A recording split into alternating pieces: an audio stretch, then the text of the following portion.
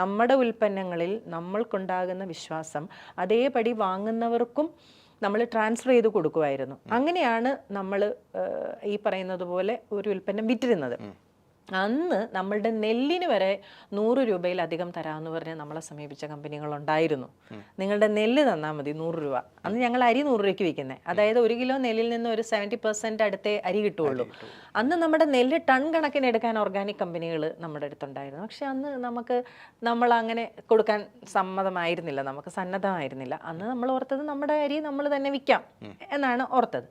പക്ഷേ അതൊക്കെ അന്നത്തെ ചിന്താഗതി ശരിയായിരുന്നു എന്ന് തന്നെയാണ് എനിക്കും തോന്നുന്നത്. പക്ഷെ നമുക്ക് സാമ്പത്തികമായി ലാഭമൊന്നും ഇതിൽ നിന്നൊന്നും ഈ ഒരു കാലയളവിൽ ഒരിക്കലും ഒരു ബിസിനസ് ചെയ്തു അല്ലെങ്കിൽ കൃഷി ചെയ്തു എന്നതുകൊണ്ട് നമുക്കുണ്ടായിട്ടില്ല. ഒരാൾ മായം കലർത്താൻ സമീപിച്ചിട്ടുമില്ല, നമ്മളോട് നല്ല ഉൽപ്പന്നം തന്നെ ചോദിച്ചിട്ടുള്ളൂ. അന്ന് നമ്മൾ കൊടുത്തിട്ടുമില്ല. പക്ഷേ കൊടുത്തിരുന്നത് ചിലപ്പോൾ സാമ്പത്തികമായി നമ്മൾ അതായത് ഒരു റോ മെറ്റീരിയൽ സപ്ലൈ, അതായത് പാഡി കൃഷി ചെയ്യുന്നു, നെല്ല് കൃഷി ചെയ്യുന്നു, ആ നെല്ലിനെ വിൽക്കാൻ നമുക്ക് അന്ന് സാധിച്ചേനെ. അന്ന് അത് ചെയ്തില്ല. അന്ന് അരിയാക്കി അത് നമ്മുടേതായ ചില ടെക്നിക്സ് ഉണ്ടായിരുന്നു. പ്രോസസ്സിങ് മെത്തഡിലൂടെ എല്ലാം അരിയാക്കിയും പൊടിയാക്കിയും അരിയുടെ മറ്റുൽപ്പന്നങ്ങളാക്കിയും തന്നെയാണ് വിറ്റിരുന്നത്. ഞാൻ കേട്ടിട്ടുള്ളത് ഒരുപാട് ടൈപ്പ് ഓഫ് അരികൾ അല്ലെങ്കിൽ വെറൈറ്റീസ് ഓഫ് അരികൾ ആണ് മാം സോഴ്സ് ചെയ്തിരുന്നത്. അതായത് ഓൾമോസ്റ്റ് 40ക്ക് മുകളിൽ അല്ലേ, 40+. അപ്പോൾ അതെങ്ങനെയാണ് ആ ഒരു ആശയത്തിലേക്ക്? ഇപ്പം നോർമലി നമ്മളൊരു ഓർഗാനിക് ഫാമിംഗ് അല്ലെങ്കിൽ ഓർഗാനിക് ഫുഡ് സോഴ്സ് ചെയ്യുന്ന പറയുമ്പോൾ നമ്മൾ അങ്ങനെ മാത്രമേ ചിന്തിക്കുള്ളൂ. അപ്പം ഇത്തരം വെറൈറ്റികളിലേക്ക് എത്തണം എന്നുള്ളൊരു കോൺസെപ്റ്റ് എവിടെ നിന്നാണ് രൂപപ്പെട്ടത്? നമ്മൾ പറഞ്ഞല്ലോ 2009 തൊട്ട് 2018 വരെ നമ്മൾ തനിയെ കൃഷി ചെയ്തു, പാട്ടത്തിന് എടുത്ത് കൃഷി ചെയ്തു. പക്ഷെ ആ ഫ്ലഡിൽ വന്ന പ്രശ്നം, നമ്മൾക്ക് ലീസ് ലാൻഡുകൾക്കൊന്നും ആരും ഇപ്പോൾ എഗ്രിമെന്റ് വെക്കുന്നില്ല. എന്നുവെച്ചാൽ ഭൂപരിഷ്കരണ നിയമങ്ങളൊക്കെ പേടിച്ചിട്ട് ആരും എഗ്രിമെന്റ് വെക്കുന്നില്ല. അപ്പം നമ്മൾ കൃഷി അതോടുകൂടി ഞാൻ സ്റ്റോപ്പ് ചെയ്ത്, സത്യത്തിൽ 2018 ഞാൻ ഈ പ്രൊഫഷനെ വിട്ടതാ. ഇതിപ്പോൾ വേണ്ട. പിന്നെ 2019 ഞാൻ പറഞ്ഞല്ലോ, ഞാൻ ദുബായിൽ പോയുള്ള എൻ്റെ അനുഭവം, നമ്മളിത് നിൽക്കേണ്ട ആവശ്യകത കൊണ്ട് തിരിച്ചു വന്നപ്പോൾ ഞാൻ ഡിസൈഡ് ചെയ്തു ഈ എന്നുവെച്ചാൽ അന്ന് പ്രളയത്തിൽ നഷ്ടപരിഹാരങ്ങളൊന്നും നമുക്ക് കിട്ടിയിട്ടില്ല. കാര്യം നമ്മൾ എഗ്രിമെൻ്റ് ഒന്നും നമ്മുടെ കയ്യിൽ ഇല്ലാത്തതുകൊണ്ട് നമ്മളോട് ആരും വിളിച്ചു പോലും ചോദിച്ചിട്ടില്ല. കാര്യം നമ്മളൊക്കെ പലരുടെയും സാമൂഹ്യമായി പലതിനോടും ബന്ധപ്പെട്ടിരുന്നവരാരും നിങ്ങൾക്ക് എന്തെങ്കിലും നഷ്ടം വന്നോ, നിങ്ങളെ സഹായിക്കേണ്ടതുണ്ടോ എന്ന് പോലും ചോദിച്ചിട്ടില്ല. നമ്മൾ എവിടെയും അങ്ങനെ പോയി സങ്കടങ്ങൾ പറഞ്ഞിട്ടുമില്ല. അത് കഴിഞ്ഞ് ഞാൻ തീരുമാനിച്ചത് എന്താണെന്ന് ചോദിച്ചാൽ, എനിക്ക് പാലക്കാട് വർഷങ്ങളായി അറിയുന്ന കുറേ ആൾക്കാരുണ്ട്. അന്ന് ഈ നെല്ല് കൃഷി ചെയ്യുന്ന ഒരാളെ സംബന്ധിച്ച് അയാൾക്ക് വിൽക്കാനുള്ള കഴിവുണ്ടായിരിക്കില്ല. അപ്പോൾ അദ്ദേഹത്തെ സഹായിക്കുക എന്നുള്ളത് വെച്ചിട്ടാണ് അങ്ങനെ ഞാൻ കുറച്ചധികം ആൾക്കാരെ നാച്ചുറൽ എഡിബിൾസിൻ്റെ ഫാമേഴ്സായിട്ട് ഞാൻ കൊണ്ടുവന്നു. അപ്പോൾ നിങ്ങൾ കൃഷി ചെയ്താൽ മതി. 40 രൂപയ്ക്കാണ് ഞാൻ 1 കിലോ നെല്ല് അവരോട് എടുത്തുകൊണ്ടിരുന്നത്. 40 രൂപയെന്ന് പറഞ്ഞാൽ അവർക്ക് സ്വപ്നം കാണാത്ത ഒരു വിലയായിരുന്നു. അതിനകത്ത് ആളുടെ അധ്വാനം ഒത്തിരിയുണ്ട്. ഇപ്പൊ ആൾക്കാർ നമ്മൾ കെമിക്കൽ ഫ്രീ ആണെന്ന് നമ്മൾ ഉറപ്പുവരുത്തും. മാത്രമല്ല, ഇപ്പം ഞാനിപ്പം നമ്മുടെ മുതലമട പഞ്ചായത്താണ് ഞങ്ങളുടെ എൻ്റെ യൂണിറ്റ് ഇരുന്ന പഞ്ചായത്ത്. അപ്പം ഞാൻ അവിടെ ഈ ലൈസൻസ് റിന്യൂ ചെയ്യാൻ പോകുമ്പോൾ എന്നോട് ഉദ്യോഗസ്ഥർ ചോദിക്കും, ഇതെന്താണ് മാഡം നിങ്ങളിത് എവിടെ നിന്ന് കിട്ടുന്ന ഈ സാധനമൊക്കെ എന്ന് ചോദിക്കും.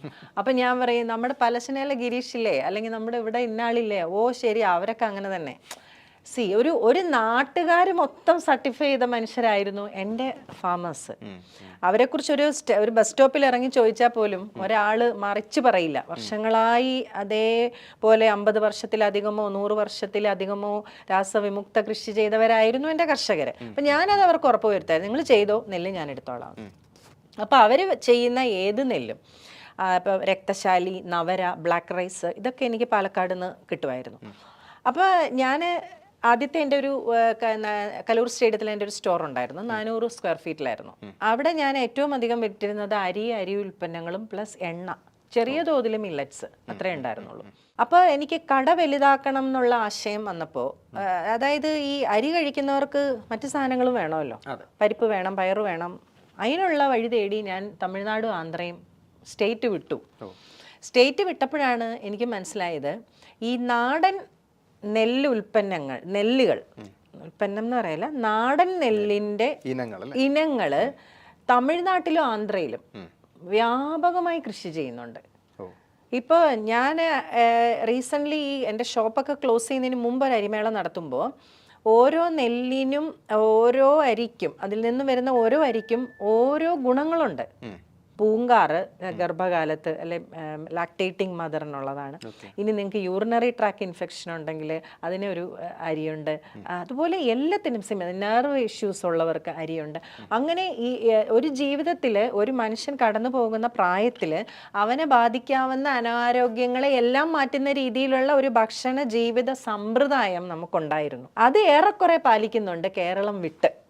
അപ്പം ഞാൻ എന്ത് ചെയ്തു, ഇതിനെ ആ അരിയെല്ലാം ഞാൻ ഇവിടെ കൊണ്ടുവന്നു. വയനാട്ടിലെയും കേരളത്തിന് പുറത്തുള്ള ആന്ധ്ര, തമിഴ്നാട്, കർണാടക റൈസിനെയും ഞാൻ ഇവിടെ കൊണ്ടുവന്നൊരു എക്സിബിഷൻ വെച്ചു. എനിക്ക് അത്ഭുതം തോന്നിയ എന്താണെന്ന് വെച്ചാൽ, ഒരു 10-12 വർഷം മുമ്പാണ് നമ്മൾ അരിമേളകൾ പ്രചാരണത്തിൽ ഉണ്ടായിരുന്നത്. അന്ന് ഒരു പത്രവാർത്ത വന്നാൽ മതി, ഒരു അരി ഇങ്ങനെ ഉണ്ട്, നവര മുതൽ ഇന്ന് അരി വരെ, അല്ലെ രക്തശാലി തൊട്ട് നവര വരെ. അന്ന് ഞങ്ങൾ മമ്മൂട്ടിയുടെ കൃഷി ചെയ്യുന്നതുകൊണ്ട് വലിയ വാർത്തയൊക്കെ പത്രക്കാരെഴുതും. മമ്മൂട്ടിയുടെ സൗന്ദര്യത്തിന്റെ രഹസ്യം അരിമേളയിൽ വന്നാൽ മനസ്സിലാക്കാന്നൊക്കെ പറഞ്ഞാൽ അങ്ങനെയൊക്കെ ആൾക്കാർ വരുമായിരുന്നു. അങ്ങനെ മമ്മൂട്ടി കൂടെ ഉണ്ടായിരുന്നു. മമ്മൂക്കായുടെ കൃഷി 5 വർഷം ചെയ്തിരുന്നു. ശ്രീനിവാസന് കൃഷി തുടങ്ങി കൊടുത്തത് ഞങ്ങളാണ്. 2 വർഷം ഒപ്പം ഉണ്ടായിരുന്നു.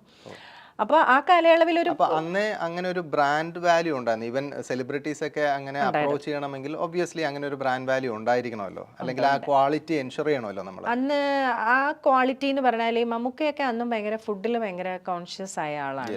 വളരെ നല്ല ഭക്ഷണം കഴിക്കുന്ന ആളാണ്. മമ്മൂക്ക അധികം അരി കഴിക്കുന്ന ആളൊന്നും ആയിരുന്നില്ല. പുള്ളി വളരെ ഡയറ്റ് കൺട്രോൾ ചെയ്ത് പോകുന്നയാളാണ്. അപ്പോൾ അവരുടെയൊക്കെ ട്രസ്റ്റ് നമ്മളിലേക്ക് വന്നതെന്നു വെച്ചാൽ, നമ്മൾ കൊടുക്കുന്ന ഭക്ഷണത്തിനോടൊപ്പം ഒരു ആരോഗ്യം എന്ന് പറഞ്ഞ ആശയമുണ്ട് എന്നുള്ളതാണ്. അതുകൊണ്ടാണ് ഞാൻ ഈ അരിയും അങ്ങനെ തന്നെ വെറൈറ്റി റൈസിലുള്ള ആരോഗ്യം പത്രങ്ങൾ എഴുതുമ്പോൾ ആൾക്കാർ അറിയുമെന്ന് ധരിച്ചു. ഈ റീസെൻ്റ്ലി ഏപ്രിലിൽ ഞാൻ അരിമേള നടത്തി 42 ഇനം അരിയെ കൊണ്ടുവന്ന് പത്രങ്ങൾ ചാനലുകൾ വാർത്ത ചെയ്തിട്ടും 10 പേരിലധികം അവിടെ വന്നിട്ടില്ല അത് വാങ്ങാൻ. അപ്പോഴാണ് എന്താ പറയാ, നമ്മൾ ആ നഗ്ന സത്യം തിരിച്ചതെന്ന് പറഞ്ഞാൽ, അയ്യോ ഇതിൻ്റെയൊക്കെ കാലം കഴിഞ്ഞു. 12 വർഷം മുമ്പ് അരിമേളയെന്ന് പറഞ്ഞാൽ വലിയ ബാഗുമായിട്ട് വന്ന് ക്യൂ നിന്നവര് ഇന്നില്ല. ഇല്ലെങ്കിൽ അവരെന്ത് ചെയ്തു, അരിയെ മാറ്റിയിട്ട് വേറെ ഒരു ഭക്ഷണ സമ്പ്രദായത്തിലേക്ക്, അല്ലെങ്കിൽ വേറൊരു മാറ്റം അവർ വരുത്തിയിട്ടുണ്ട്. അപ്പം ഹിന്ദു പത്രം ചെയ്തു, മനോരമ, മാധ്യമം, എല്ലാ ചാനൽസും ഹിന്ദു അടക്കം റിപ്പോർട്ട് ചെയ്തു. പക്ഷെ അപ്പം എനിക്ക് മനസ്സിലായി എവിടെയോ ഒരു കുഴപ്പം സോഷ്യലി ഉണ്ട്.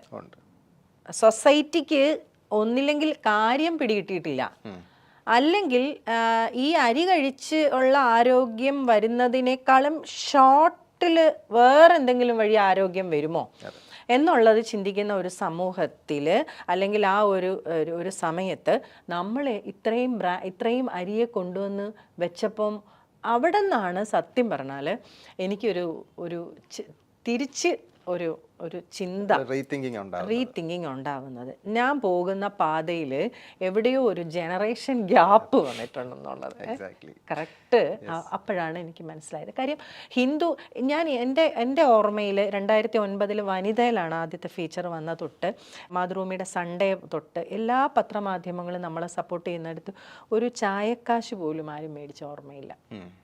എൻ്റെ തന്നെ ചെയ്തിട്ടുണ്ട്, മനോരമ ആരോഗ്യം, മാതൃഭൂമി ചെയ്തിട്ടുണ്ട്, എല്ലാ മുൻനിര പത്രങ്ങളെല്ലാം ചെയ്തപ്പോഴും അത്, പക്ഷേ അതെന്തായിരുന്നു എന്ന് വെച്ചാൽ ഞങ്ങളോട് അത്രയ്ക്ക് വിശ്വാസമുണ്ടായിരുന്നു.